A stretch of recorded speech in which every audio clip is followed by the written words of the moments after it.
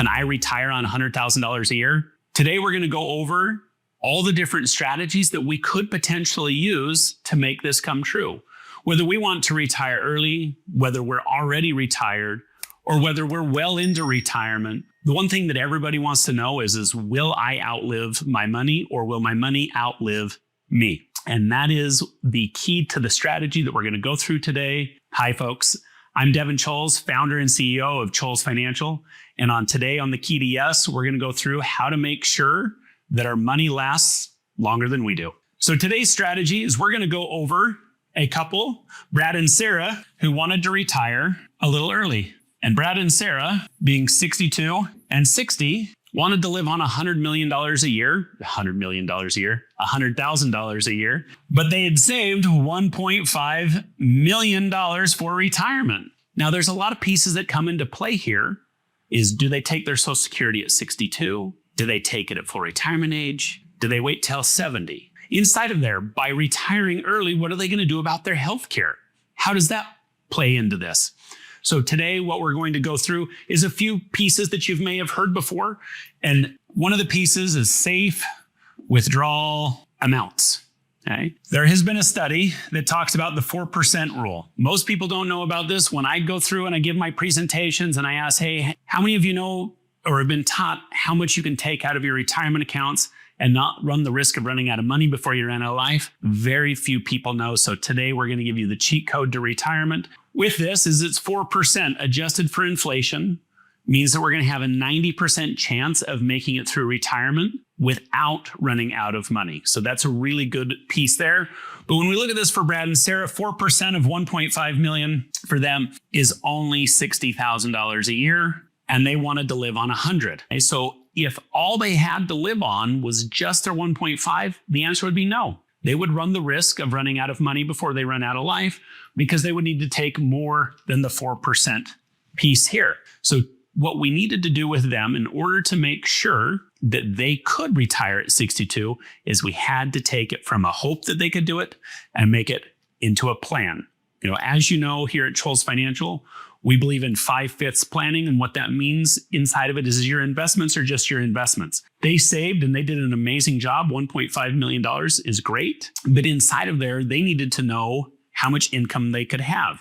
They needed a written retirement income plan to know where they should take from over that time frame. And so for them, they had $800,000 in their 401k.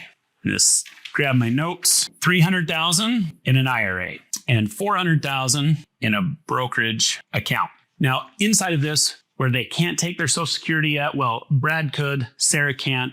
We needed to come up with a strategy of when to take, where to take their money from, and how to potentially help them with their healthcare costs until they both get on Medicare. This is one of the biggest concerns that people have in retirement is maybe they've saved enough money or they feel like, but they go, what do I do with my healthcare?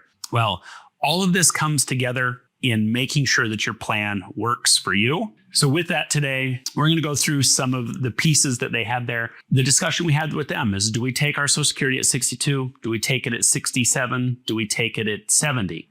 Because once we reach full retirement age, we get an 8% increase every single year for waiting. And the initial thought, everybody goes, man, that's amazing. I should also wait till 70. But here's the catch. The only reason they're giving you more money is because you're closer to death. Unfortunately, that's the case. That's why Social Security, whether it's from 62 to 70, all it is a mathematical formula based on mortality of them saying, hey, you're getting closer to death so that we have to give you a little bit more. Because in reality, whether you take it at 62 or whether you take it at 70, based on statistics, it should all end up being the same. Now, but not everybody has the same life expectancy. So those are some of the things that we should look at of whether we take it at 62, whether we take it at 70. So for them, we looked at it and we decided for them in their scenario that we would take it at 62 and that we would preserve our assets, because the way that Brad and Sarah felt about it is that Social Security is only good while you're here.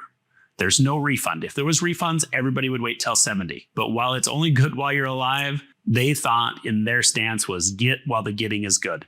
Now, outside of that, there's also which account do I take from? For them, they had money in a brokerage account that didn't have the same taxation as their IRA and their 401k. With that, should they be doing some Roth conversions?